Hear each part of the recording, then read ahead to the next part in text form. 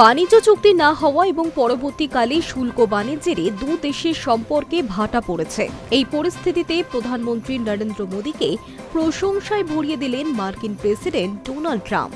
তার কথায় মোদী একজন দারুণ নেতা। একই সঙ্গে বাণিজ্য চুক্তি নিয়েও বড় ঘোষণা করেছেন মার্কিন প্রেসিডেন্ট।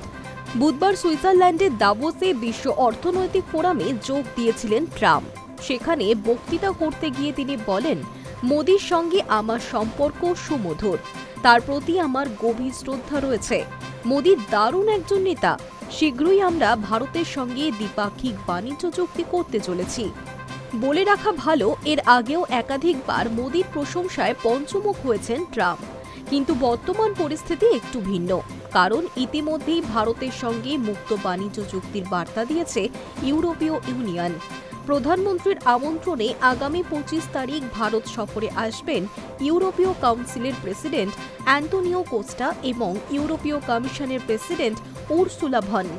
তাই ওয়াকিবহল মহলের মতে ইউরোপীয় ইউনিয়নের সঙ্গে ভারতের বাণিজ্য চুক্তি হওয়ার আগেই নিজের দেশের সঙ্গে ভারতের বাণিজ্য চুক্তি সেরে ফেলতে চাইছেন ট্রাম্প।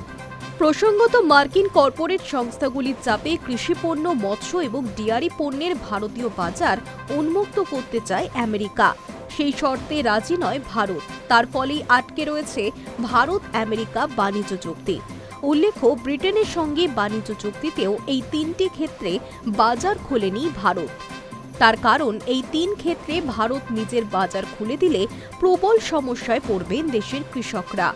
যেহেতু আমেরিকার এই প্রস্তাবে ভারত রাজি নয়, তাই বাণিজ্য চুক্তি বিষ বাও চলে। তবে ট্রাম্পের নয়া বার্তায় ফের আশার আলো দেখছেন অনেকে। উল্লেখ্য, গত বছর ভারতীয় পণ্যে প্রথম ২৫% শুল্ক আরোপ করেছিলেন ট্রাম্প। পরে আরও 25% শুল্ক এবং জরিমানা আরোপ করা হয়। ট্রাম্প নিজেই জানিয়েছিলেন, ভারত রাশিয়া থেকে তেল কেনে বলেই চড়া হারে শুল্ক চাপানো হয়েছে। তারপর থেকেই ভারত এবং আমেরিকার সম্পর্কের অবনতি হয়। High news network.